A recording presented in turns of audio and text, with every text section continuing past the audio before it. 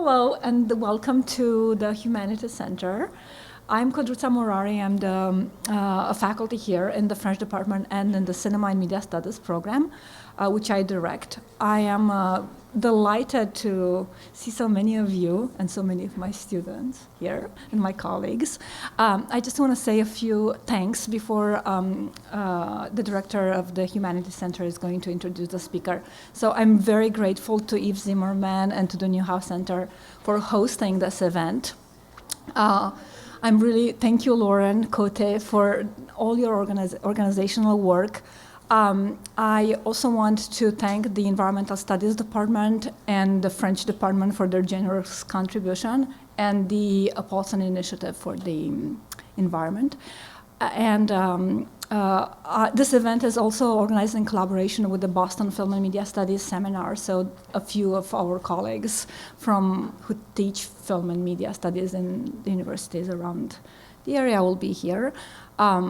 Well, thank you so much to everyone for coming, and I will let Yves Zimmerman, director of the Newhouse Center, introduce our speaker. Thank you.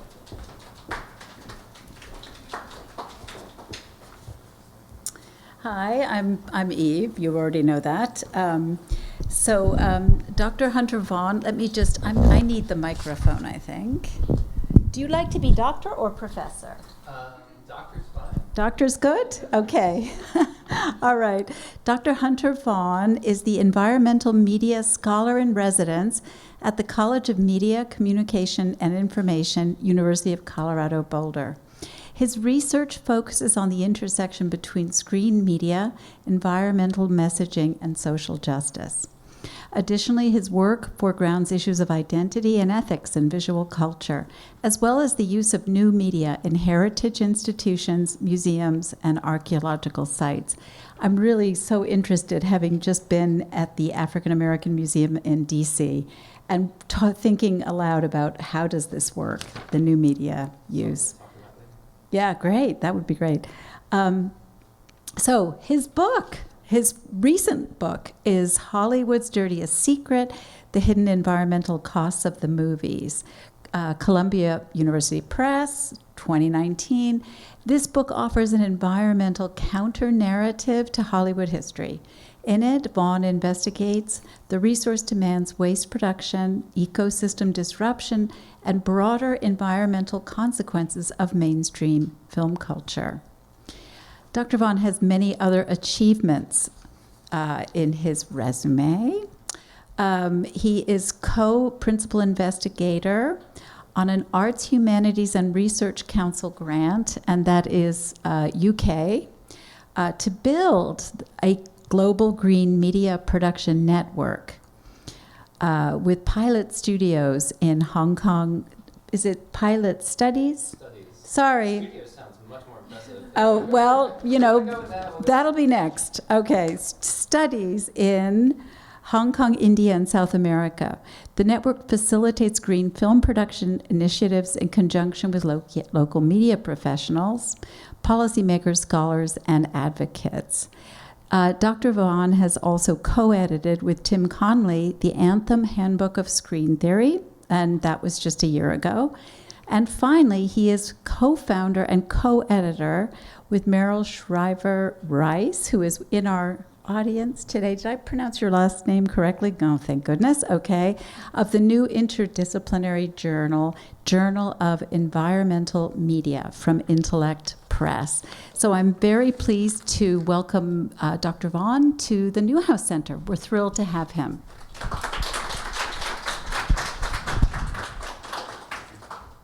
Thank you very much, Eve. And thank you for organizing this and having this center here.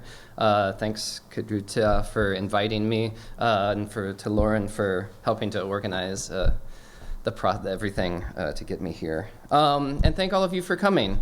It is, since it is a pretty intimate gathering, I will make this a little less formal and simply introduce, contextualize the book that just came out. If I have time, maybe read a bit from it, and then walk you through it and talk about sort of what comes next after this project. So in order to contextualize it, I think it's really important to take a step back. As Eve mentioned, it is a historical counter-narrative that offers an environmental way of looking at the impacts and ramifications of Hollywood culture, not just in the way that films are made or what they say to us or show us, but in how they're part of a much larger social relationship between human civilization, cultures and societies, and non-human nature and the natural environment, which, as you may have noticed, is kind of an important topic recently, increasingly an inevitable topic, and alongside our uses of digital media is arguably the defining paradigm, I would say, of the next century. And so it's time that we started wrapping our heads around the way that they're intertwined. And so for me, it's the book actually, though it's a history of Hollywood that looks at classical Hollywood, that looks at the studio system pretty much across an entire century, using case studies from Gone with the Wind to Avatar. It's mostly focused on the transition to digital practice, the recent transition to digital production in Hollywood and media in general, but also the transition to digital behavior and social norms and cultural values in society in general, which is part of what I call a server screen culture. Instead of saying film, video, television, and online content, I just sort of wrapped everything like that under the umbrella of screen culture. And welcome. Let me know if I'm loud too. I'm a loudspeaker, so I might not really need the microphone. The server side of the phrase refers to the fact that while we think that our digital lifestyles and our digital existence and communications exist in the cloud, and therefore it's this immaterial realm, it's actually not. It's extremely material. And so the book is all about materiality and about trying to nudge environmental studies and eco-criticism or environmental humanities in the direction of natural resource use, waste production, the materiality of cultural practice. It's actually really nice to be in a humanities center because my research has moved much more towards environmental communication and building bridges between environmental humanities and social sciences over the past couple of years, which is largely what the HRC grant is and the new journal. So it's nice to, I came out of the humanities and the ethics and philosophical approaches to visual culture, which largely form the bedrock of this project. And so from the ways that we interact with each other to the ways we entertain ourselves throughout the day to what has become almost a prerequisite for education, the production, dissemination of knowledge, kind of the foundation or the infrastructure of epistemology today, to the front lines of social justice movements, and here in particular environmental justice movements, such as Standing Rock, which got an amazing support network through digital media representation and visibility. But also, if you look at the recent social movements of the past decade, Me Too, Black Lives Matter, the environmental justice movement in general, almost every photograph that you see of it was taken by a member of the movement on the street using their smart device. And in almost every picture amongst the crowds and the protesters, you see people holding their phones up, taking videos, taking photographs that they're then probably uploading to social media, YouTube, etc. So this is an inescapably intertwined aspect of social action and justice, as well as ways in which we are now starting to understand and to communicate environmental issues. This is an image from Al Gore's An Inconvenient Truth, in case any of you haven't seen it. It was a great film in terms of presenting new digital ways of visualizing environmental problems, which is a great struggle because so many environmental problems are invisible, or what are called hidden hazards: greenhouse gases, global warming, forms of pollution, dirty water. I mean, these are things that we can't actually see. So the challenge for digital culture is to visualize, to represent these things, to draw attention to them, while not adding too much to that problem. Side note, An Inconvenient Truth, like many films of its genre, also focus on this sort of masculine, techno-fetishistic notion of solutionism for climate change, which I'm not using this image to endorse. So that's just like a sort of parenthetical on that. Really up until, I don't know if y'all were on social media this past week, but I just added this because it's blowing my mind what the Twitterverse and social media have done with what I referred to yesterday as the hashtag deification of Saint Greta. They've taken this individual as a sort of condensation symbol or icon, not only for an entire movement, but for like an generational admission of guilt, and somehow put upon her, therefore, the accountability of resurrecting the social movement of environmentalism in the face of sort of epic moment of climate change.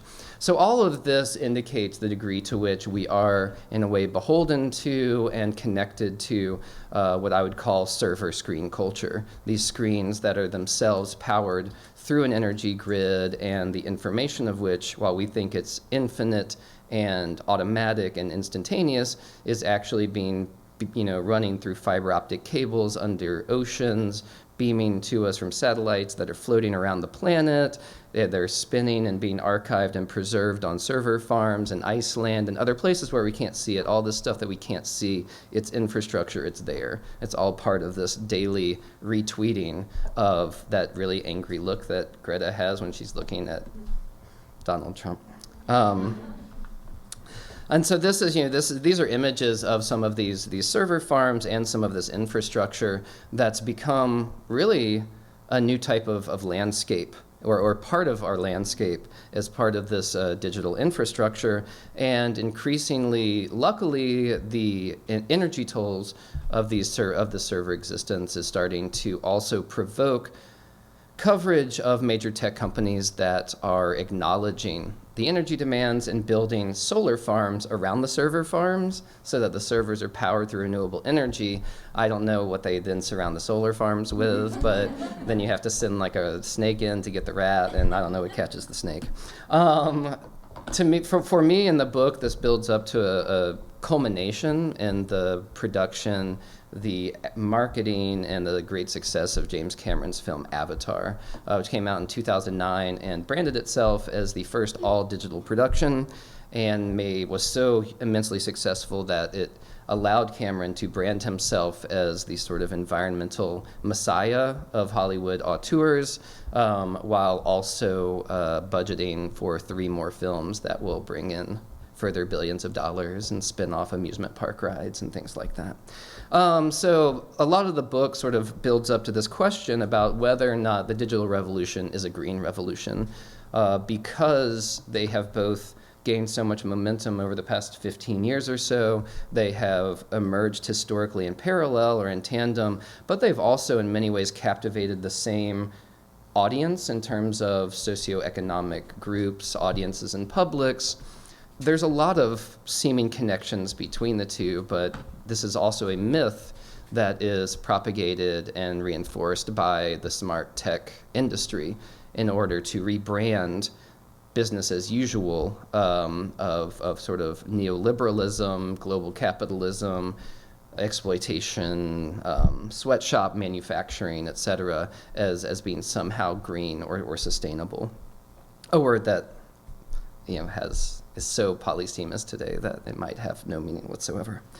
Also, I'd like to contextualize the book within a larger field of study, or the emergence of studies very much concerned by the impact that this technology, that our digital devices are having on us, both in terms of individual psychology, addictive behavior, but also on a larger scale in terms of our social interactions. Here are a few examples of them from Nicholas Carr's The Shallows, which looks at how our interaction with smart devices is actually rewiring our brains to make us better adapted to sort of instantaneous problem solving, but it is actually doing away with the neurological pathways that we use for things like empathy or the formation of significant deep memory, which were themselves connected to the ability to sit down with a book and read a page and read 10 pages and read for hours and get immersed in this world, which we no longer really have. And this is something that on sort of biological level, we're actually changing about the way our minds work. Adam Alter, who wrote Irresistible, studies something similar, but he looks at how companies like Facebook, Google, et cetera, how their programming is actually making use of psychological approaches to addiction, and they actually have built in algorithms and processes that are literally meant to keep us coming back for more, which is not only rewiring our brain, but as Sherry Turkle explores in her books, or in her recent work, is really leading to a sort of breakdown in our ability to connect socially and to take the time to communicate with each other. Now, my book is I'm not in any way comparing it with these people, but I do think that in a way it seeks to try to connect popular culture practice to a much deeper sociological set of values that itself is both shaped by and mirrors, or is shaped by and mirrored by culture industries.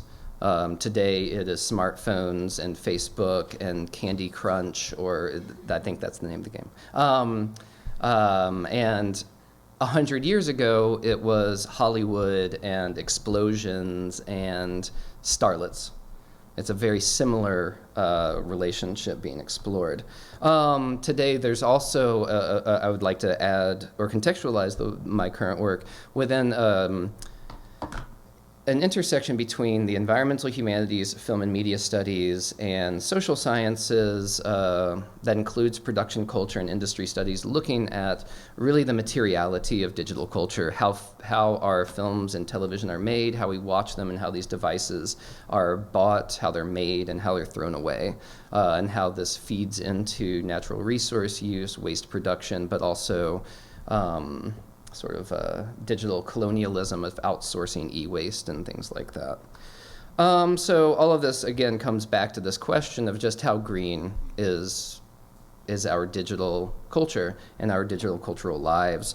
And the book starts this question, or exploring this question, in the roots of spectacle and how classical Hollywood built this relationship between spectacle and sort of environmental or natural stability, environmental stability, in a way that was really unique. Spectacle is nothing new.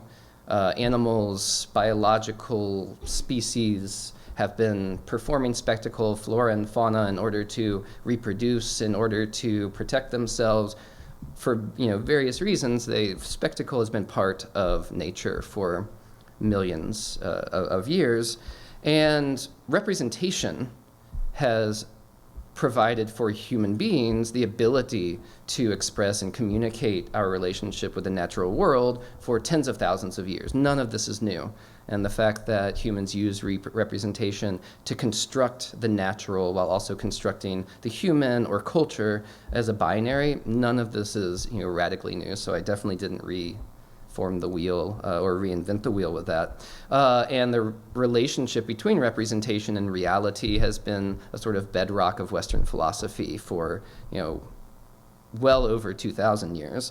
So what happened? Where did things change? When did this spiral into a moment where this relationship between spectacle and reality is so imbalanced that we would rather pay money to watch cars get blown up on a screen instead of going outside and looking at trees or planting trees to help sequester carbon and actually restabilize ecosystems?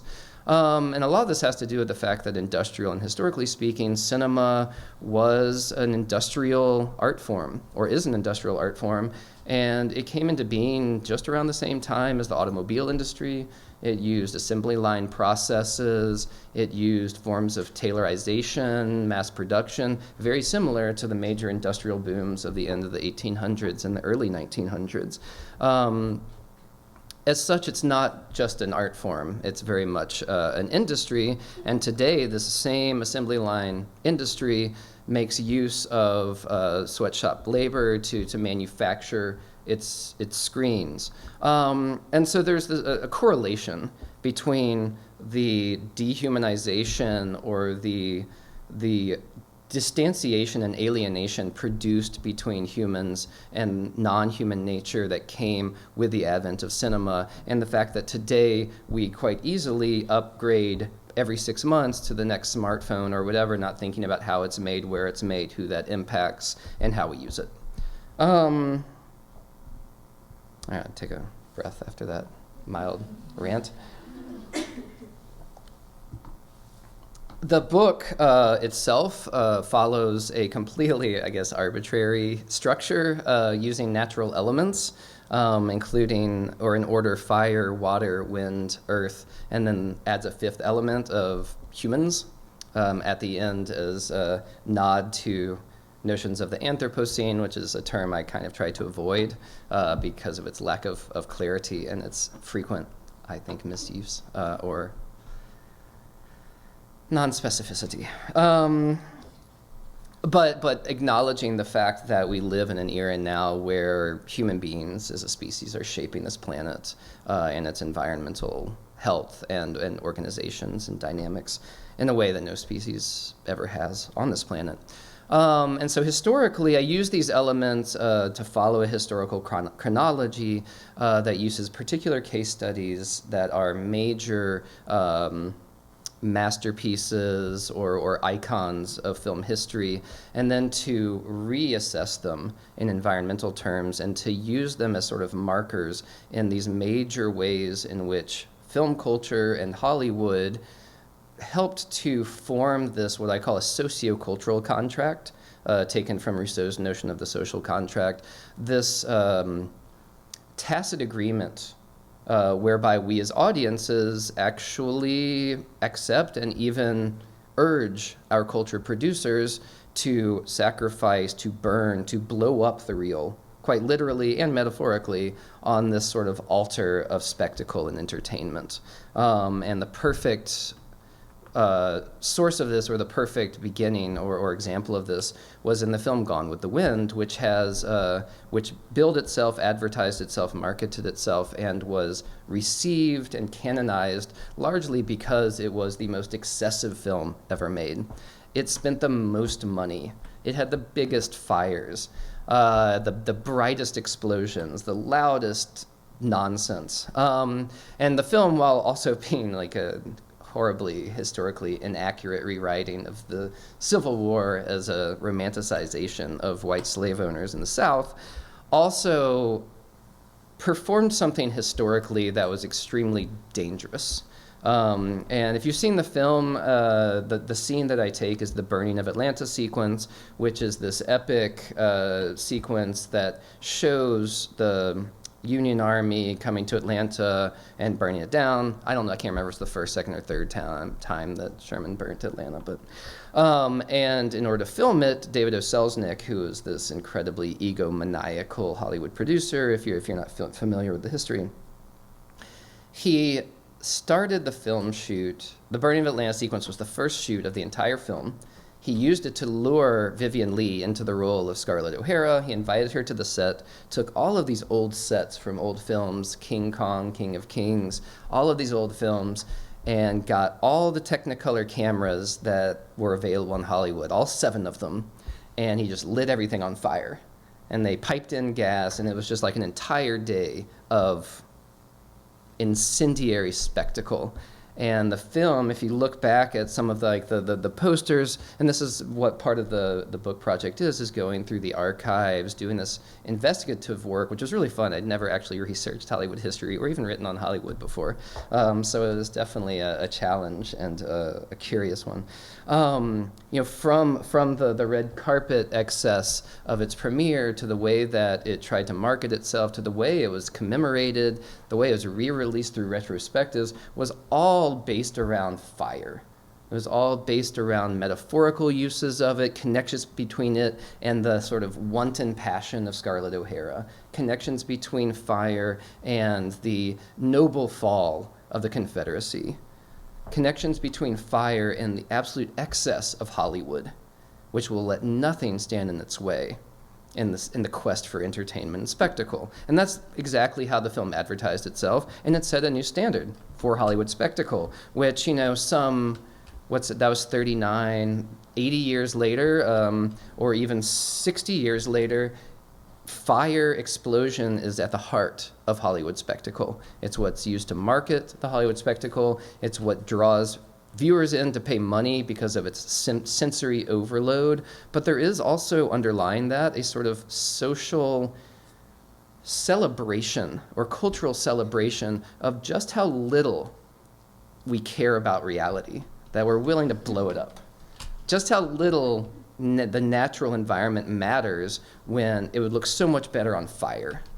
And that's what Hollywood provides for us, and that's what we pay it to do, and that's why it keeps doing it. And it does it really, really well, to the point where it's just on overload. These are the movies I grew up to. And this was 50 years after, 40 to 50 years after Gone with the Wind. And when I was writing this, I think when I started this chapter maybe 4 or 5 years ago, the New York Times came out with their summer movie preview, and it was actually did a breakdown of different types of explosions in movies because it found that to be the most common thing connecting the new releases of that summer batch. It was, 2015 or 14. And so they defined, they categorized it as whether or not they served a narrative purpose or no narrative purpose. And the narrative purpose itself is usually just to see things blow up, or to prove that, men are violent or strong or something. So this is not something that went away with classical Hollywood. This is a fundamental aspect of mainstream, especially American cultural values, through which we're not worried about the resources that go into our cultural production. We're not worried about the values really that are expressed through them. We just want them to blow things up. We want the spectacle. And, again, spectacle is nothing new, but valuing spectacle in an imbalanced relationship to, social function or health or environmental stability, that is new. And that's what I tied back to this historical trend started by films like Gone with the Wind. I then moved on so starting with this issue of what's on the screen, the spectacle that we get enwrapped in, I moved on to the actual natural resources that are used to make it, which led me logically to the film Singing in the Rain from 1952, which, like Gone with the Wind, completely built itself, marketed itself, and created this sort of Hollywood legend and lore around the excessive use of water and around the poetic use of water in its branding. And it's also quite well known for spinning off all of these cross-marketing advertisements for clothing, rain jackets, umbrellas, etc. And you can read in all of the advertisement suggestions from the production company and things like that, is that that's actually also all tied into this extremely conservative social hierarchy that endorses aspects of patriarchy, that objectifies women, just like the sort of spectacle of Gene Kelly's wonderful choreography is there to prove that men are more powerful than nature, that we can dance and sing and fall in love and smile and be happy, even if it's raining outside. There's a great moment, I wish I had more time to show clips. There's a great moment, two great moments in this, one of which kind of gave me the idea for the book. Do we have time? No, okay. Okay, so this is actually, I showed this film in an introduction to film class, and this is what really it blew my mind. I had never thought about the film from an environmental standpoint, but then I watched it again. So this is a clip where the two main characters are sort of in courtship of each other, and the Gene Kelly character can't quite express himself properly. This is the proper setting. Why, it's just an empty stage. At first glance, yes. But wait a second. A beautiful sunset. Mist from the distant mountains. Colored lights in a garden. A lady is standing on her balcony in a rose trellised bower. Flooded with moonlight. We add 500,000 kilowatts of stardust. A soft summer breeze. And you sure look lovely in the moonlight, Kathy. Now that you have the proper setting, can you say it? I'll try. All right, now that you have now that you've manufactured the proper setting, now that you've created using kilowatts of stardust, all of this artificiality, they even acknowledge the natural, like the energy expenditure. Now that you've created a version of nature that's somehow better than nature itself, out of these natural resources that we had to take from nature, can you say it? And then he's able to, because we live in this, bubble of artifice. It's an amazing movie and a ridiculous film. The film itself is extremely self-ironic, it's self-reflexive, and it lets us in on the joke, and in that way fools us into thinking it's being really honest with us. But it's really just like a star catalyst, big budget Hollywood blockbuster spectacle. But we think that it's actually giving us the scoop on Hollywood and the ironies behind it. What I found in researching, or in the research behind the use of water in the iconic dancing scene, is that the role of water in the history of Hollywood is actually extravagant and fully central and extremely wasteful. And the Kodak plant, for example, in Kodak Park in Rochester, New York, which supplied all of the film stock for Hollywood from about the 1920s to the 1980s, was taking something like 12 million gallons of water off of Lake Ontario. And you can see it here in the map. So that's the Eastman Park up there in green. And so it's siphoning millions of gallons of water off of Lake Ontario, churning it through the factory in order to help produce, clean, and ready the film stock for use, and then dumping the water into the Genesee River, which rendered Rochester, New York, the most carcinogenic city in America. And there's no debate between the causality between those things. And it even goes back further than that, because in order to get the nitrates for the film that work with the water, they had to get this out of the Owens Valley in California, which was also the valley whose water was stolen to create Los Angeles, if you know the film Chinatown.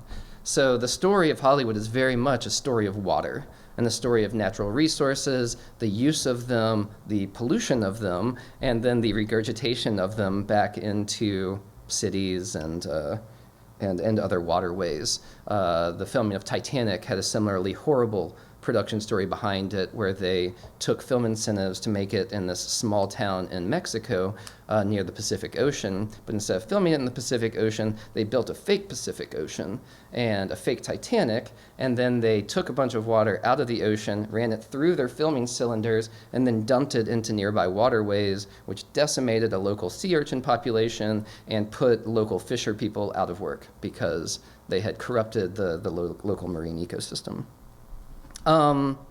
It's a happy book. It's a very happy book. The connection being, that there is that between natural resource use, spectacle, but also these larger social dynamics, including, racial inequality, gender inequality, indigenous exploitation. All this is connected to the same set of social values that allows for this preference of resource use and destruction for spectacle.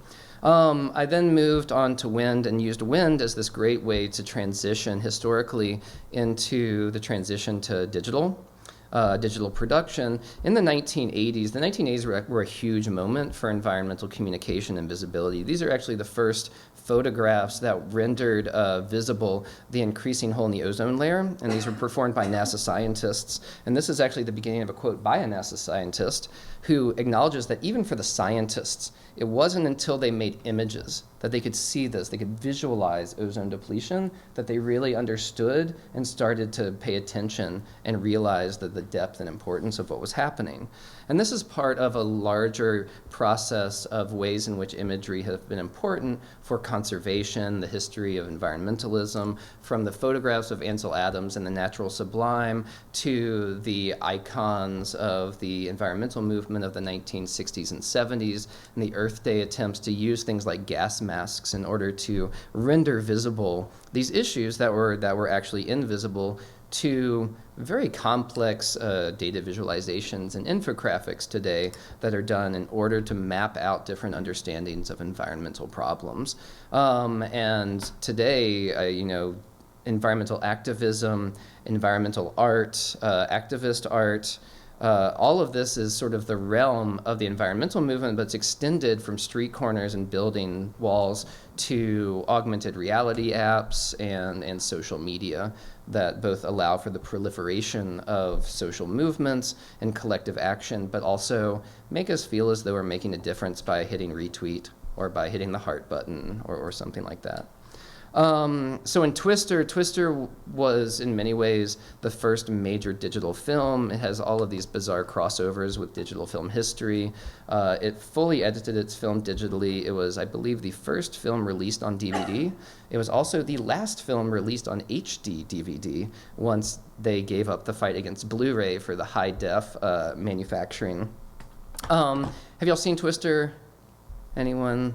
It's not remarkable. Yeah, I'm not surprised most of you haven't seen it. But it does a great job. So it's all about how it actually villainizes nature as being uncontrollable, as being unpredictable and destructive. And therefore, it has to be conquered by human technology, preferably at the hands of a white man, which is what happens in the film, more or less. Helen Hunt is also in it, so at least there is a woman scientist, but it's really his scientific know-how that saves the day, Bill Paxton, in his usual role.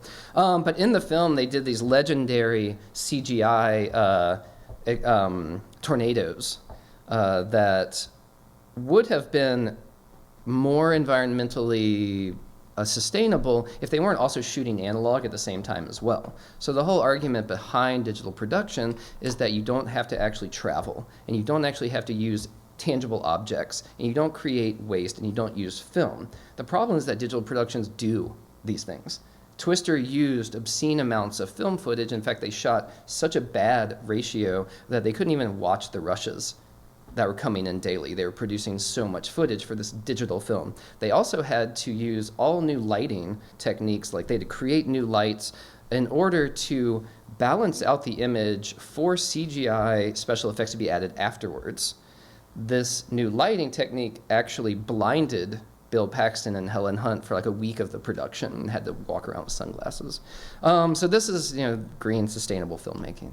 And this was the prototype for this venture into what I would call a sort of digital world or a digital earth. Not only is the landscape and the ground covered in the litter of our e-waste and threaded with our fiber optic cables, but we use the digital in order to understand and to navigate both geography as well as environmental issues. And in a way, Avatar is the perfect film to talk about this because it's a film about what happens when our carelessness has rendered this earth uninhabitable for us, which of course is one of the great failures of climate fiction as a genre in literature and film, is that it sets everything in this sort of indefinite future, in this indefinite space, when these are actually problems that are happening now and here. And so it renders into the realm of genre and myth very real problems that we don't have solutions to, just like any good genre and mythology does.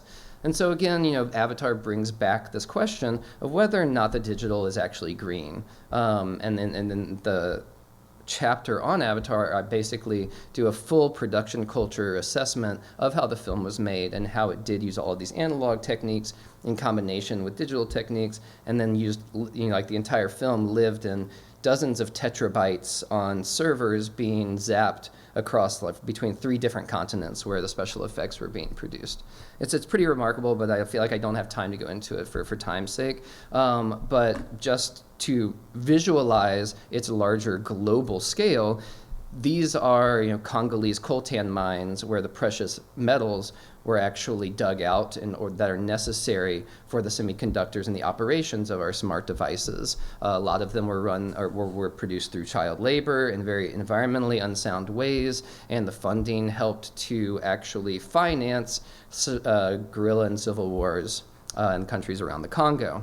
These are the sweatshops in which they're produced. These are the digital dumping grounds in Ghana in Kenya and China and India, where our e-waste is sent, and where people pick through it to melt down the objects for the precious metals that they can recycle and sell. And it's extremely carcinogenic to the point that only like 15 years into this as a practice, groundwater is being poisoned, children are being born with deformities in these villages. So it's a huge problem of global digital neoliberal imperialism is basically what's happening. So is it a green revolution? No, it's just a different type of dynamic of the relationship between human existence and natural destruction. And that's how I move at the very end of the book into this issue of the human, and how do human social actions, cultural values, and media industries interact with local ecosystems. And so I looked at incentive programs and runaway productions and outsourced production, both in Michigan, where they had a big film incentive so that major action films could use this sort of post-industrial Rust Belt landscape as a future dystopia for films like Superman versus Batman, and also so that they could blow up parking lots and buildings because they had been abandoned and the city didn't care. As well as the culture of underwater cinematographers in South Florida and Miami, which is where pretty much every underwater shot or scene from a film or television show is shot, because the water is shallow, it's clear, and it's warm almost year-round. And they're built up because of that, because all the productions go there to shoot. There's an entire community of underwater cinematographers and marine managers who do environmental management of these productions in order to make sure that they're protecting the reefs and the beaches and things like that as much as possible. And so for me, this has spun more into environmental studies and social science approaches to anthropology or via anthropology and issues of relational values, where there's something going on between the way that these people grew up, what the ocean means to them, what learning to scuba dive as children or as young adults means to them, and how it's connected with this new local media industry practice where they're expected to be the last line of defense between a $500 million Hollywood blockbuster production and these increasingly fragile and at-risk coral reef systems, for example. And so that's sort of where I'm heading next, is to take all of this that came largely from ethical and philosophical approaches to visual culture, and that ran through an environmental and a production culture and a natural resource approach to Hollywood history, to ways in which we can bridge the humanities, bridge the environmental humanities and social sciences and environmental sciences in order to try to work towards more environmentally conscientious cultural practices and values, more environmentally sound media industry practices, and more efficient ways of communicating environmental problems. So that is sort of where things are right now. And for the sake of time, I think I should definitely stop now. I really, again, thank you so much for having me. Thank you for letting me share this work. This is how you can get in touch with me. Here are things, that's a link to the journal, or a mention of the journal. We're coming out with our first issue in a couple of months, which is very exciting, in an attempt to build this bridge. So yes, thank you. Stick around, ask questions. I would love to continue the conversation. Very curious to hear your input. Thanks. I'm sorry to interrupt the spectacle. Thank you so much. Yeah. And I just want to acknowledge the presence of Sarah Keller, the metteuse en scène of the Boston Film and Media Studies Seminar. And as you gather your thoughts, the seminar has the habit of following the talk with a short, brief response. And I'm delighted to introduce the entire Wellesley community, the Boston Film Studies community, my new colleague, Masha Spolberg, who's a Mellon postdoctoral fellow in the Cinema and Media Studies program, and who also works. She's working on a co-edited volume on environmental media in Eastern Europe. So Masha is going to just give a brief response to Hunter's talk, and please just think about questions that we can formulate together, maybe. And then there's also, of course, wine. That helps with Please questions. help yourselves to some wine. To sustain us in Yes. our intellectual pursuit. And I usually make a joke about this about halfway through a talk or a class or anything. Anytime I'm talking about this, I do realize that I'm making this presentation using a laptop, and it's being projected on the screen. So I acknowledge that I too am part of this set of cultural practices. That being said, maybe we can turn this off since I'm... I was going to start with the same caveat because I will be reading Okay. my response to you off my phone. But again, perhaps Can we turn it it's off? digital green. Try and... There we go. So I've got some students in the room. You guys will be addressed in this response. So I'll keep this really short because I'm sure that we all have lots of questions for Hunter. I wanted to start off by saying that in this room I think there's a lot of scholars, a lot of educators, and when we think about Hollywood, we rarely think of it as an honest place, right? We often think of Hollywood as trying to obfuscate as much as possible everything that goes into it. And so in that sense, that's why I see the role of film and media studies as a discipline, as fundamentally based in what Paul Ricoeur called the hermeneutics of suspicion, right? And this is a term that Paul Ricoeur, who's a French philosopher, used to talk about Marx, Nietzsche, and Freud as the three masters of suspicion, because, quote, they drew our attention to the lies and illusions of consciousness. And so every semester I try to drill my students with questions like, is the filmmaker doing what he or she said they're doing in the interview? What assumptions is this film making about its audience? What values is it promoting? What assumptions does it have about our values, etc.? And I honestly hope that my students walk away at the end of every semester fully paranoid. It's my honest hope. But when it comes to Hollywood specifically, this kind of obfuscation happens on two levels, right? One is ideological, and I think Hunter spoke quite a bit to that. And the second level is the level of labor, right? Hollywood wants us as much as possible to forget about the editing, to forget about the below-the-line credits. We just had a producer, Linda Reisman, come in who talked about how writing credits get disguised as production credits, so that it's actually very hard to know who wrote what part of the film. And so there's a lot of that going on. And a lot of great work has been done in recent decades to shed light on all of this. And so what makes your project really interesting is that in part it's exercising the hermeneutics of suspicion. It's asking us to ask all of these questions. But it's also saying, hey, look at the really, really obvious. And my favorite line in the introduction is the line where you say that one of your aims is to get us to turn the lights on in the theater and just look around. To stop looking at the screen, but to look at all of the infrastructure. And I thought that was a really powerful moment in the introduction. And I wanted to connect that really briefly. For those of us who live in the Boston area, there's a really famous shell sign above Memorial Drive. I don't know who's familiar with that. Yeah. And so this shell sign has a problem with the S, which keeps falling off literally every couple of years. So the local newspaper in Cambridge just reported on this, and so right now, currently, that sign says hell, which says a lot about the oil industries. But that felt like an analogous moment of something that is already so there, and yet we don't think about it until somebody shifts the perspective a little bit. And so the field of eco-cinema studies really took off in 2004 with an essay by Scott McDonald called Towards an Eco-Cinema. And since then, so much of the scholarship in this field has been very speculative and future-oriented, and in a way kind of optimistic, saying we've got cinema as a tool, right? And how can cinema help us reframe our perception of the natural environment? What can it do to foster environmental awareness, to promote movements, and to convince people, right, like an inconvenient truth, to bring more believers to the cause.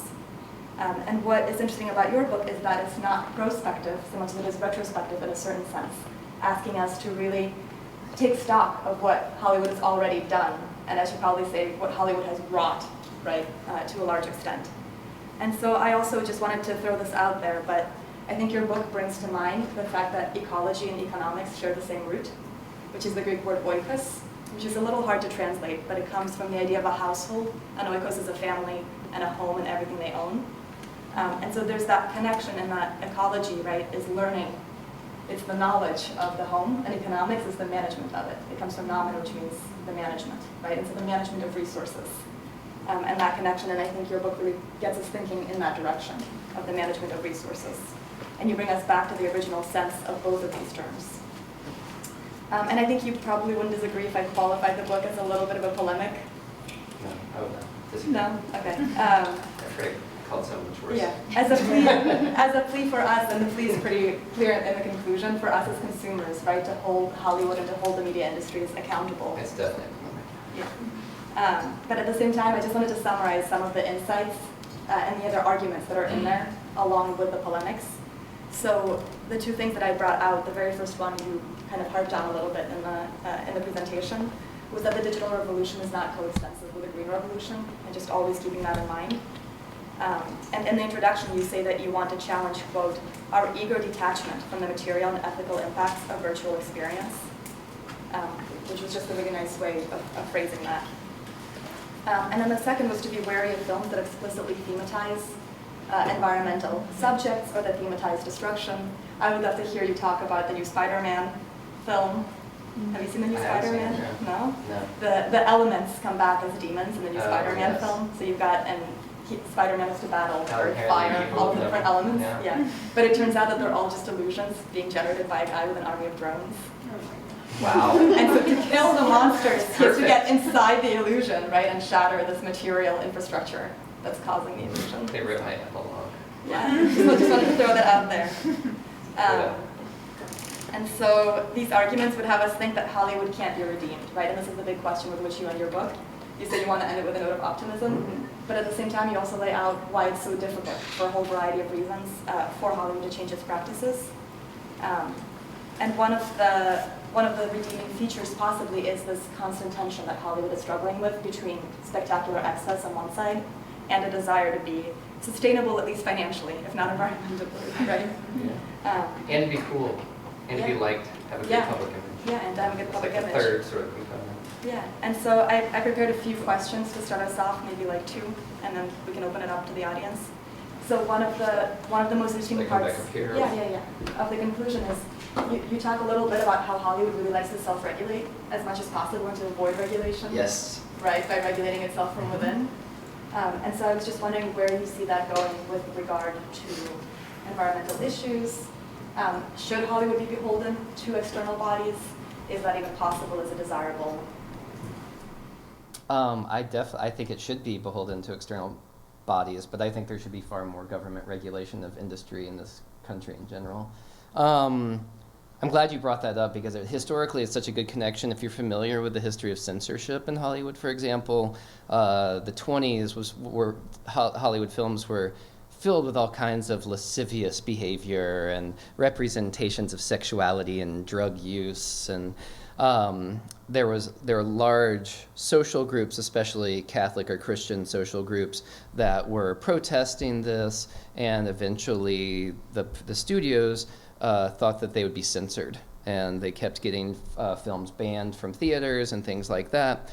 And they didn't want the government to step in, so what they did was they formulated a production code, and they built an internal office that would follow the code and would make sure that films met the necessary requirements of decency in order for the American public, which really meant that Hollywood filmmakers had to find really clever, creative ways to express all of these sort of aspects of actual lifestyles, and that the real existence of Hollywood, which was largely based on non-heteronormative sexualities and lots of drug abuse and alcoholism, and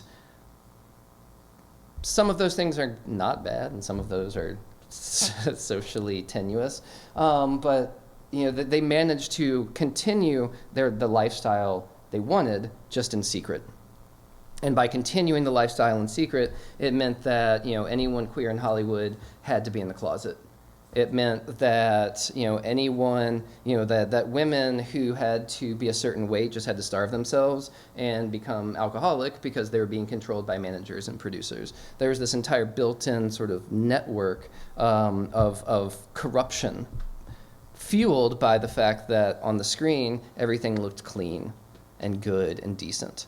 And so it was this hypocrisy that led to decades of problematic behavior. And by problematic behavior, I mean the suppression of any sort of behavior that contradicted what was being shown on screen.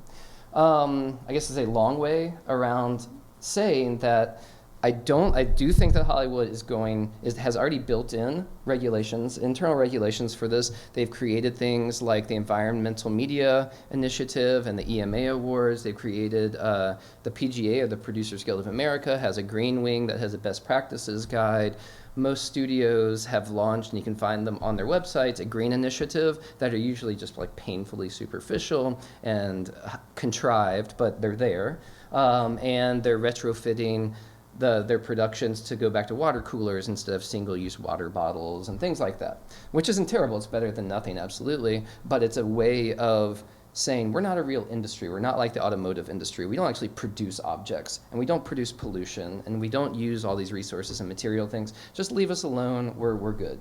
And I think that similarly, what that allows them to do is to make films that pass them off as decent, as a decent culture. In other words, they're environmentalist, while behind the scenes, they are just sort of doing business as usual, which continues this divide. And I think that divide, just as it caused the breakdown of so many human beings in the 30s and 40s, is just going to continue this sort of furtherance of a reliance on modes of spectacle, energy use, and things like that.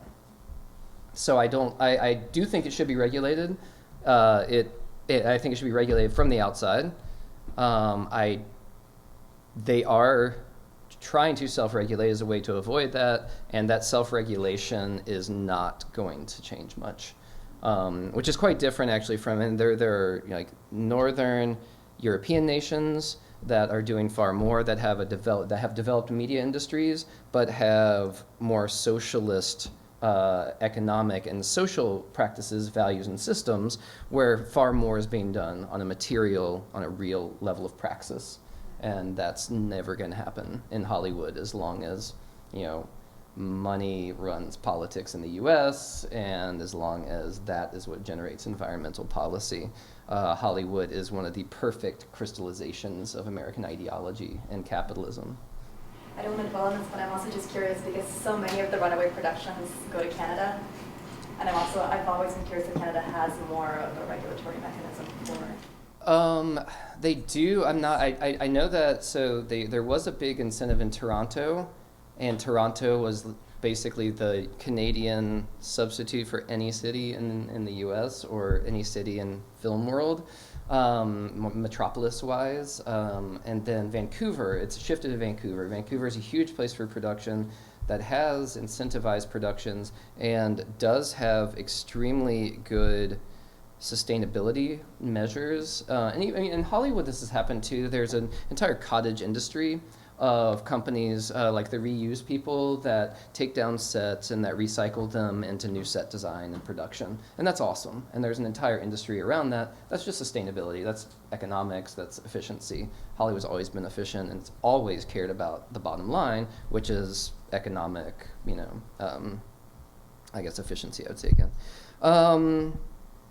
I don't know off the top of my head like the numbers of how much it goes to Canada as opposed to other places or to incentivized cities in the US. I know that for the past 5 or 10 years, Atlanta has been a huge hub in the US as well. But there are, I mean, Canada, like Scandinavian countries or the Netherlands. Yeah, exactly, absolutely, yeah. And then the second question is a little selfish. I'm also a documentary film scholar, and it makes complete sense that this book is about Hollywood and that the blockbuster is the place where we see all of these forces crystallized. But just in the past few weeks, I've seen 3 eco-documentaries, like big, large-scale ones. There's one called The Anthropocene, which just came out, which will be screened everywhere. Is that the Jennifer Bakewell? That's the Jennifer Bakewell. Yep. Aquarella, which is all about it's these massive scenes of water all over the world and the different forms that water can take. And there was a film called Honeyland from Macedonia about the last wild beekeeper in Europe.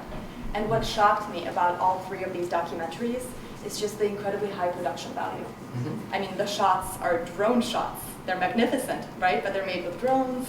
There's clearly a lot of technology that's going into this, and a lot of resource use, I imagine, right, in making these films. Both Aquarella and The Anthropocene travel all over the world to get these shots. And so I'm wondering whether just what you think about the place of documentary and other forms of media in the kind of media ecology that your book draws up. Why documentary might feel compelled to try to match Hollywood in terms of production levels. And also just this question of the form, right? If we're looking for alternative kinds of films that might present more sustainable alternatives, it may be a less slick form and a return to a kind of, almost 1970s craft artisanal form of filmmaking might be the way to go. I'll answer that in reverse, I think, actually, because I saw there was Georges Monbiot, or George Monbiot. I thought he was French, but he's in the UK, so maybe he pronounces it English now. He and Greta Thunberg did a video that came out on social media like 5 days ago to capitalize on her popularity, and it's all about the importance of, environmental stability and health and changing everything and change everything. And it billed itself, so it's made completely from found footage, from recycled footage. So I would say everything should be made from recycled footage. I don't really see that much of a need to shoot new things right now, unless it's really like a current event or something that is going on right now that actually needs to be captured. Films done that way. Bill Morrison. There are, and it's an incredibly creative genre. I know it's unrealistic, just like I know it's unrealistic. Like, we're not going to stop making movies or watching movies. We're not going to stop using laptops, using our phones, probably. And so I don't, nowhere in my book, and I'm not, do I call for this, or do I expect this, or do I do it myself? The problem is that this video then bills itself as a zero footprint video, but it's not. It's living online. So it's creating this myth of itself, which is a misunderstanding of carbon neutral filmmaking that has also impacted documentary films over the past 10, 15 years, really ever since, I think, Bowling for Columbine, the Michael Moore film, won an Oscar and had huge box office revenue. Suddenly Hollywood and documentary filmmakers, especially in the US and the UK, were like, wow, so documentary is actually a form where you can have a personal opinion, you can make an essay film, it can get critically received really well, and we can make a bunch of money. Let's run with this. And that contributed to the rise of this branch of eco-cinema that's not fiction films about the environment or environmental avant-garde films, but documentaries about the environment. And these have been both really important in raising awareness of climate change and environmental issues, but they are also sort of doubling down on this techno-fetishization of the ability of digital technology to reveal the natural world, to render it beautiful and important to us in a way that might mobilize public interest or change cultural values, although it's not really that different from the natural sublime of Ansel Adams photography. Have y'all seen the Planet Earth films? Yes.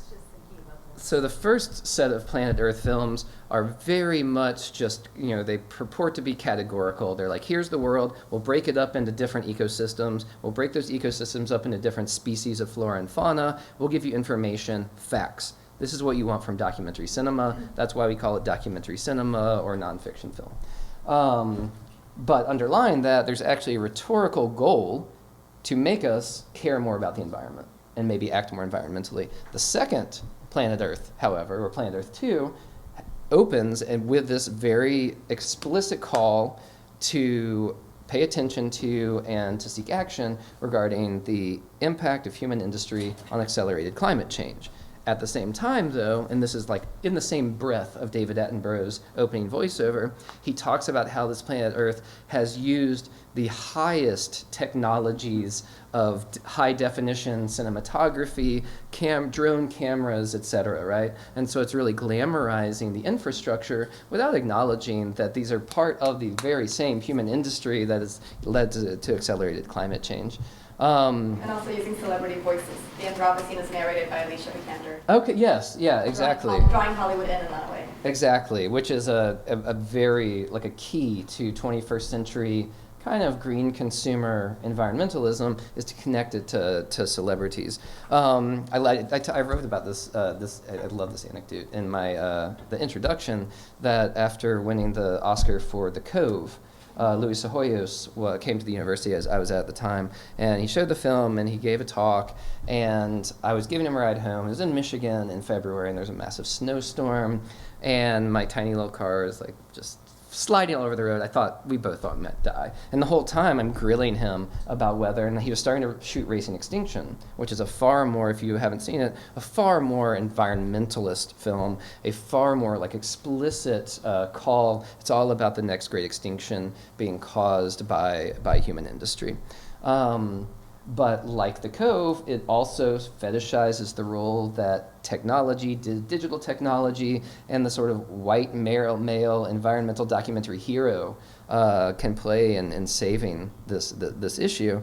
And so I asked him if he was shooting it in an environmentally sustainable or conscientious way. And he said, well, it's carbon neutral. And I was like, so was The Day After Tomorrow. It had like a $300 million budget, and it budgeted $100,000 to give to a nonprofit that planted trees. And then they just shot it however they wanted, which is what most carbon neutral films do. I mean, planting trees is better than nothing, of course. I agree with that, I think. But this is how Hollywood gets its pass, is through the self-regulation of inventing a new stamp that goes in the final credits that they just budget into their hundreds of millions of dollars anyway. And so I grilled him on this, and he admitted, he actually said it was akin to the buying of indulgences in the Catholic Church, which I loved. And this is like, I really thought, I probably scared him into saying this through the snowstorm while driving him home. But in Racing Extinction, there's this great moment where he says to the camera, he says, the worst thing that a filmmaker, environmental filmmaker can do for the environment is to make a film about the environment.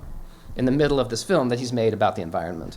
It's actually very much like a Singing in the Rain moment in its degree of self-reflexivity, but also kind of gets him out of having to not do it. And so I do think there's a huge problem. There's a cognitive dissonance, right? And even the sort of gendering of it aside, there's a cognitive dissonance solely in that romanticization of technology, and especially digital technology, which itself carries with it the myth and the lie of being immaterial, and its ability to render the natural world or non-human nature in this way that's so compellingly beautiful that it's somehow going to prompt this massive cultural shift through either emotion or an awareness of these things we didn't know before, which is kind of proven by science communication not to work. And it's also a problem, I'll add this as well, that most of these things, we watch them on platforms that stream them and then just start streaming the next episode automatically, and then the next episode automatically, and then the next episode automatically. So they are there kind of like the way that Facebook algorithms get us addicted to refreshing every 15 minutes, they do the same thing based on this notion that we have just like infinite digital information. I don't know if that answered your question, but I do. I mean, I think that... That was a good, yeah. There were a lot of directions. Yes, there were. Your answers. Yeah. We'll open it up and maybe you can call them. Yeah, sure, anyone, please. Yeah. Hey, thank you very much for your talk. here's the thing though. I mean, and I'm going to follow exactly where you ended, which is the worst thing you could do for the environment is not to make a film. That's not true, right? The worst thing you could do for the environment is continue with the evaluation of science, right, and lack of regulation, all of those things that you said, right? And Just to clarify, what he says, the worst thing you can do for the environment is to make a film. That's exactly Okay, what I'm saying, okay. but that's not true, right? It isn't. The worst thing to do is what we're doing right now, right? But The worst thing you other- can do is going on in Brazil right now. is- They just light on fire is the worst thing. Well, that's happening, Yeah. right? So, and it's happening because of lack of regulation, it's happening because of devaluing of science and so on. And the only thing that's changing that is public, right, is public knowledge. And if you ask people how they feel about the environment and how much they believe in those kind of basic science of global warming and all of those things, you'd see a real change, right, in the past 10 years. And that's largely attributed to media, right? They're not reading it in books. They're not reading it in newspapers. No, Watching Liam, it in absolutely. I mean, most print journalism has closed its environmental desks, yeah. So they're getting it somewhere. They're not getting it from the Trump administration, right? They're getting it somewhere. And where they're getting it from is popular culture. Yeah. They're getting it from media. So, I mean, the thing that I'm kind of really interested in your project in terms of the history that you're drawing, which I think is really, really important. I'm really glad you've written it because it doesn't exist elsewhere. But the ideological part, I think, is a little bit more complicated. Just like that scene in Dancing in the Rain, right? Yes, it is, but it isn't, but it is, but it isn't, right? So there's a little bit more going on in that reading, right? I mean, in what's happening in the film, it's both and, right? Yeah. So there is a both and. I'm going to assume that you agree that there is a both and, right? So how do we articulate what this project, which is really important, but also the notion that media is in a sense our savior because so many people who are going to vote for the first time about environmental issues are doing it because they saw a movie. Absolutely, I agree completely. It's a great point to make. Usually when I teach or give talks on this, I can speak a bit more to the values of especially digital media and environmental education and environmental activism, whether it is short-form videos from Greenpeace or whatever, or whether it's the use of social media in order to build local collective action social movements around environmental justice. There's a lot of good that's there, and there's a lot of, my partner started a master's program on environment, culture, and media at the University of Miami that I was able to help develop and teach for the past few years. And we're dealing with master's students, grad students, who are basically the next generation of people who are going to be producing content, who are going to be directing communications for nonprofits, for politicians, for science institutions, for advocacy lobbyists in Washington, things like that.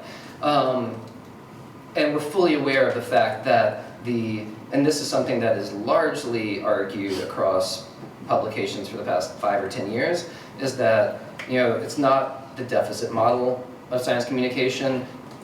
Just giving new information is not going to change people's mind. The climate debate is cultural.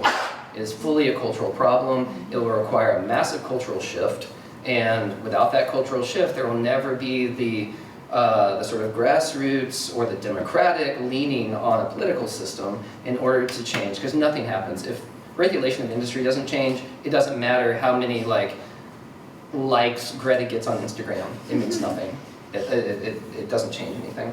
And so we can hope that it's generational, right? And it will be. Major change is generational, and that we are encountering the first generation right now that's coming into adulthood, both having lived almost their entire lives on screen devices, but also having lived most of their lives surrounded by a moment of climate change urgency and crisis.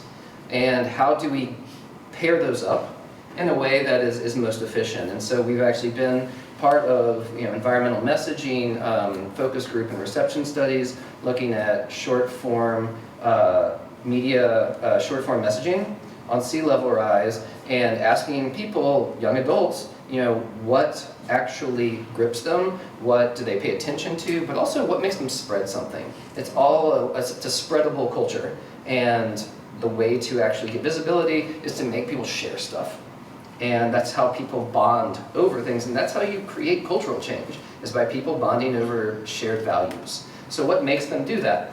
And that is largely going to be the role of digital communication.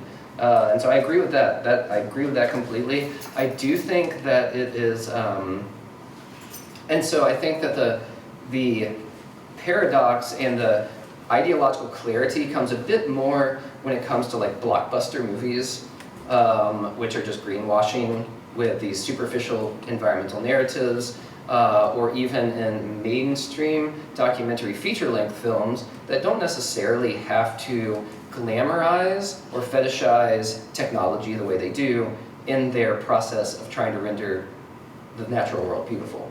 However, like on more of a low-key or low-scale production, especially short-form media messaging is going to be the crux of it, I think. And I think that it has an amazing ability to connect to people. It has an amazing ability to be shared by people. And increasingly, whether we like it or not, it is what 20-year-olds, how they communicate. They don't watch something for 2 hours unless it's like 10 episodes of 20-minute things or 15-minute things that start the next one automatically, which isn't new. It's the need for distraction, going back to like Benjamin and Krakauer and the sort of history of the modern subject and the speed of cinema, shortening of attention spans. Like this is not a critique of youth in any way. I check my phone all the time. It's not limited to an age, but there is, that is a generation that can actually enact change. There will be, by the time 20-year-olds are 40 years old and running for higher offices, they will have spent 20 years with the Green New Deal being a thing that exists. The fact that it exists is awesome. I don't know if it would be enacted perfectly, probably not. Politics usually doesn't work perfectly. But the fact that these debates are happening means that there is a sea change, means that there is a shift happening, and it will be largely powered by media education. I agree with that completely. So it's not, and that's, that is the both and of it, right? And so that's why this book, that's why the journal, that's why the grant and the research and all this stuff is to actually be a part of making sure that this media production and communication, which itself comes at such a high environmental cost, is done to produce a society or a community of media users as conscientious and responsible and progressively minded as possible in their use of it. Thank you for the question. It's definitely something that if I failed to communicate or didn't touch on, I would always want to. I really enjoyed your talk. I thought it was terrific. One funny question that just probably testifies to my own confusion about these things. You just gave such an upbeat and stirring account of change, transformation, connection making among users of social media. But then at the outset of your talk, you alarmingly pointed out the biological transformation and change that's taking place in us as a consequence of our addiction to these devices. We're losing our capacity for empathy. We cannot read, immerse ourselves in a novel as perhaps we were decades ago. Can you help resolve this confusion for me? I'm sorry, what did you say? I was checking my Instagram account. Yeah, no, it's a great question. And now I'm starting to feel like maybe I structured this talk in an order that is more cynical than I really mean to be. Not that there's not a degree of cynicism and even pessimism or like tragic desperation involved in this moment in time. Again, this is a question about part of it's a question about regulation, and part of it is a question of cultural ethics. I think that without regulation, a company like Google or Facebook will not choose to have built-in protocols to keep their users from developing addictive habits to their software. I think Google had an ethics expert for like a year, and then they got rid of that ethics expert because the person was saying, yeah, this is actually unethical.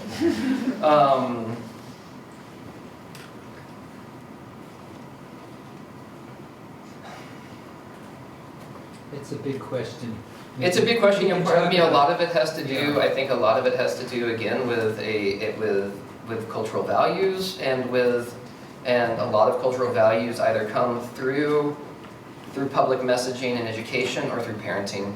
And if the next generation of parents actually raise their children to not eat cows, or to only carpool in cars, and to reuse instead of recycling or single-using things, and if they don't raise them on screens or raise them like the CEOs of Apple and Facebook and Google and these companies raise their kids, which is to be very wary of screen addiction and screen use, I think that we might have just, history is dialectical.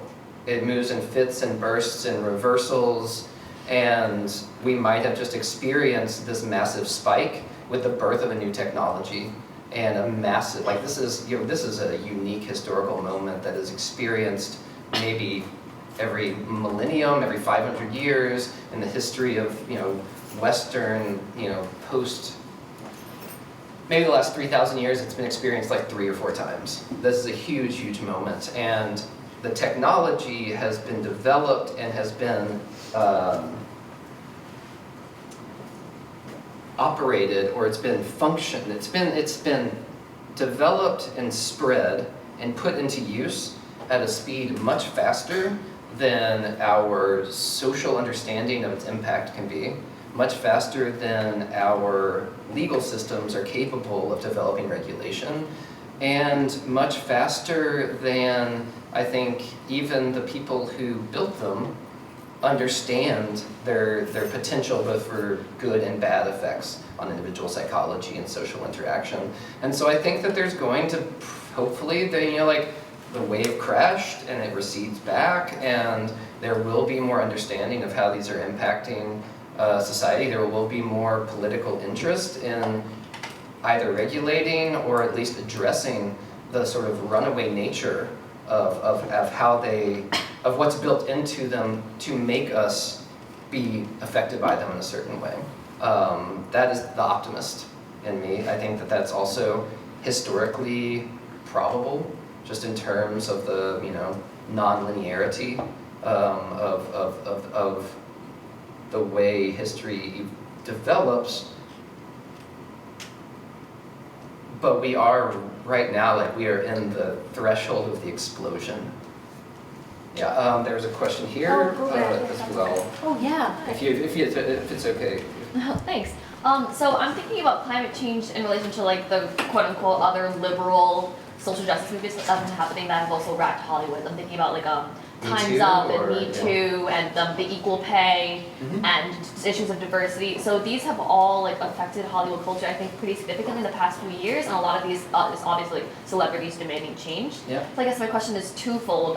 One is, do you think that the reason, because my understanding of these issues is that everyone says, oh wait, they've been in Hollywood for years and we've always known about them, but we've never had the courage to step up until now. So do you think that the reason that climate change hasn't been addressed in regards to producing Hollywood movies is because people didn't know about it, or because they're too afraid to acknowledge it? And then my second question is, do you think a similar kind of uprising is coming in the Hollywood industry now, or is that not what it looks like? I think I definitely, so it was not I would say it was totally unexplored invisible intentionally, maybe, I don't know. So I found in my investigations in the archives, I found things like assistant director reports for Singing in the Rain that pointed out that they were planning this contrary to the film's lore. They actually choreographed and rehearsed this scene where he's dancing on the sidewalk for 8 days. He didn't just walk in and do it one day in one take. It's absurd. And those 8 days were just experiments with water. They were just using water and using water and using water.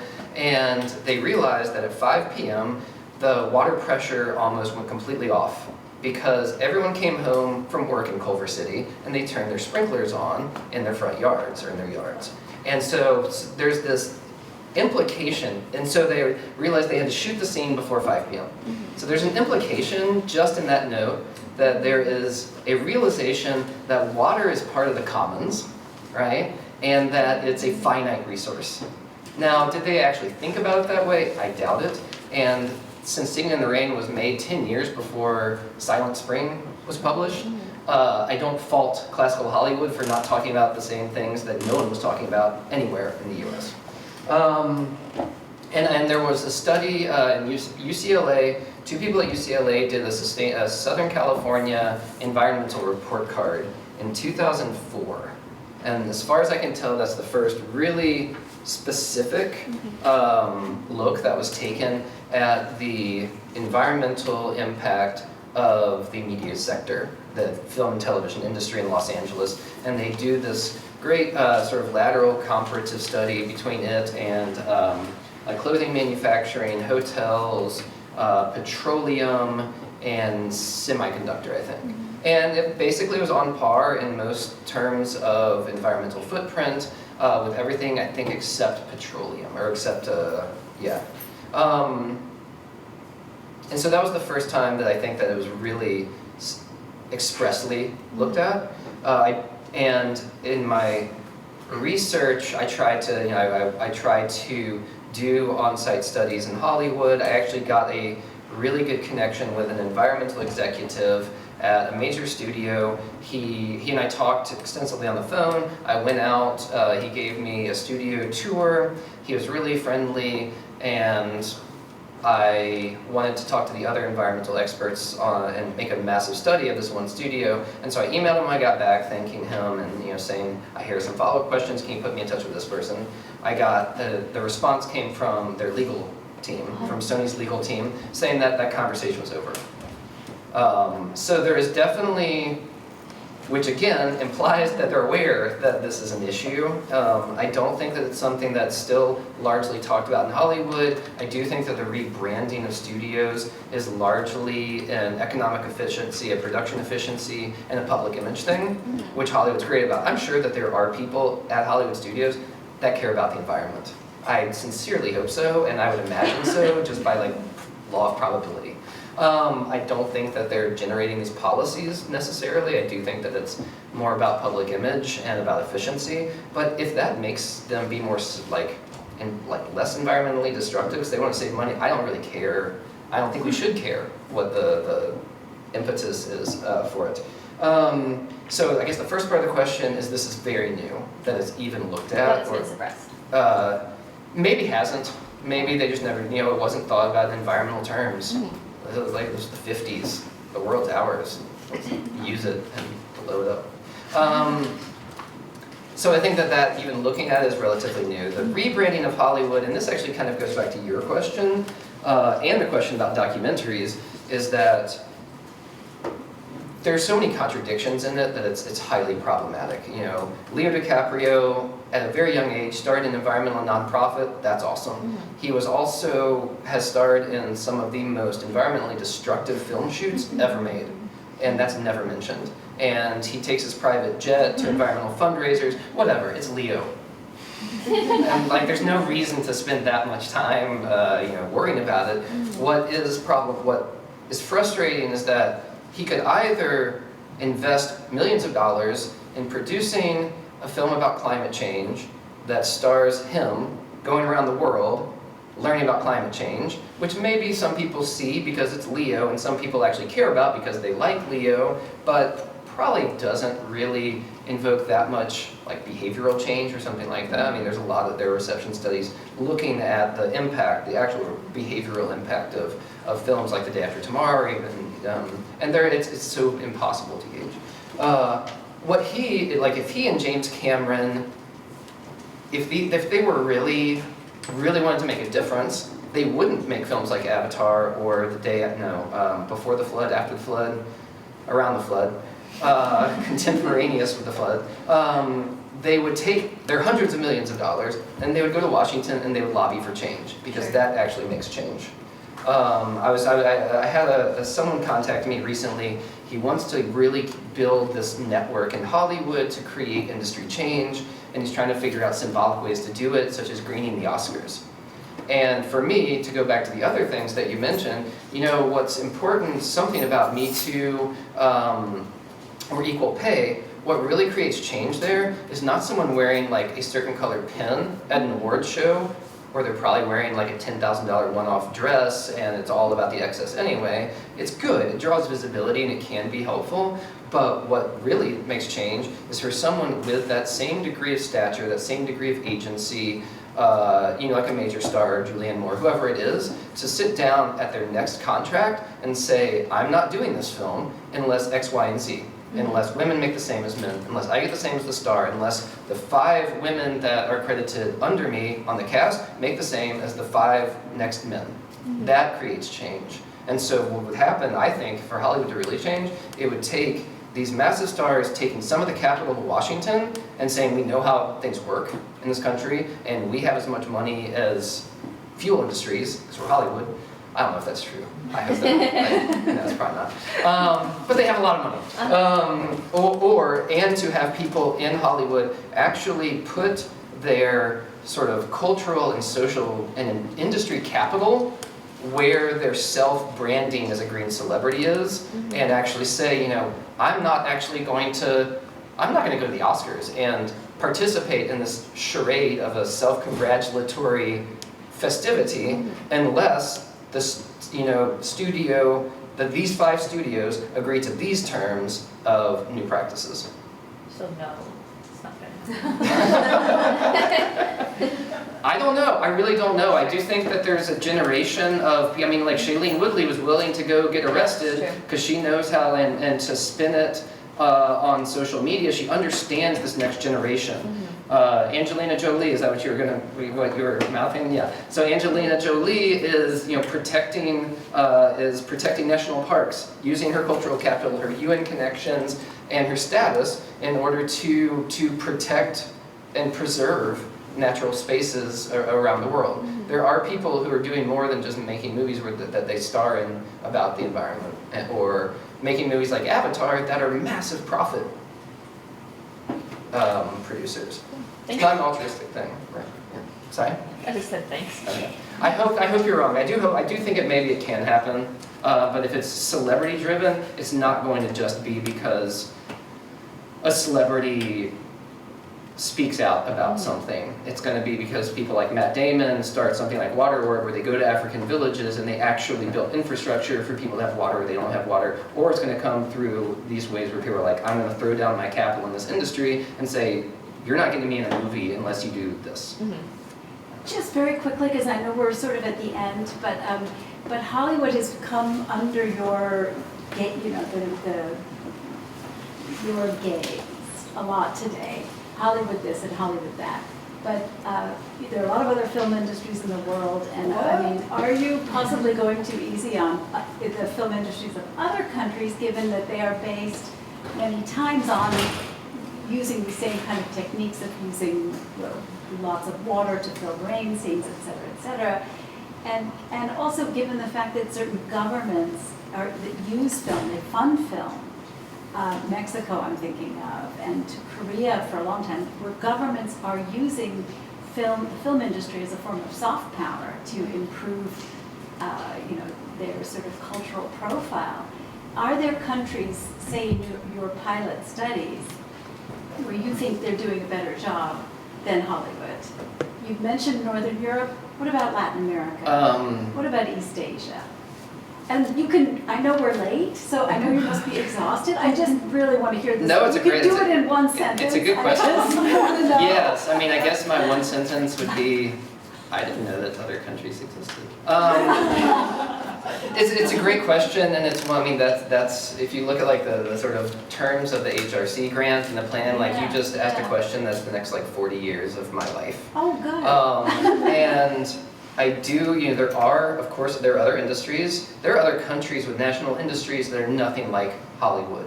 There's somewhere like Nigeria where everything is basically video, it's circulated, there's not a formal industry, but there is an actual media culture. It's just totally, totally different. But also there are countries where notions of Western environmentalism are relevant compared to the daily, you know, struggles or difficulties.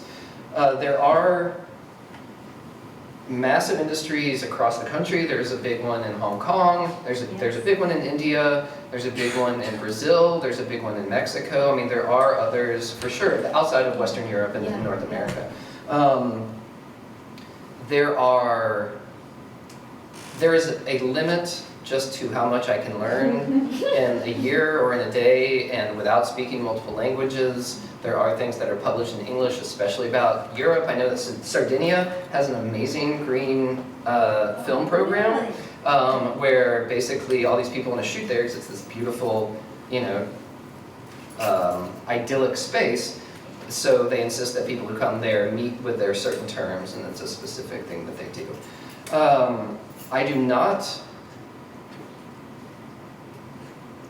I do think that Hollywood, sorry. I do think that Hollywood is unique in terms of its ubiquity. Yes. And through its ubiquity and its access to other cultural spaces and its influence through either finance or through cultural capital over other industries does make it unique. And therefore it should have a degree of moral accountability or a degree of responsibility and has a degree of impact unlike others. I also think that Hollywood spent a century getting filthy rich on completely environmentally irresponsible or negligent practices, just like, you know, Western capitalism did. And so then if you hold the same judgments or regulations against nations that just started doing the same things more recently, then you're ignoring the fact that this massive global problem of climate change is not universally equal, that it was not produced equally, and that the threats and the damages and the challenges and the suffering is not felt equally. That kind of tap danced around the question. No, it's great. There are details, and this is so part of what the HRC grant is trying to do is to help facilitate conversations to generate more environmental and green initiatives in media practice that aren't top down. And that's part of the problem over the past 15 years or so is that Hollywood, the PGA, Production Guild of America Green, they create a best practice guide. And then this best practice guide is just folded up in paper airplaned all over the world to places that don't have the same resources, that don't have the same infrastructure, and that actually don't have the same economic structure or even the same set of relational values or environmental values.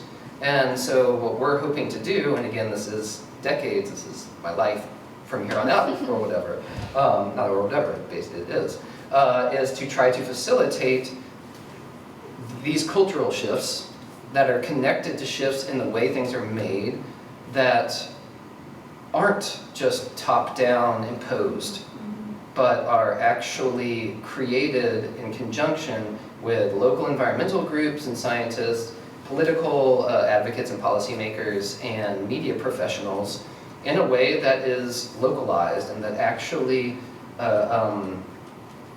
that can adapt to these specific climate change threats, whether it's sea level rise or pollution or whatever the different ones are of a space, but also their unique political,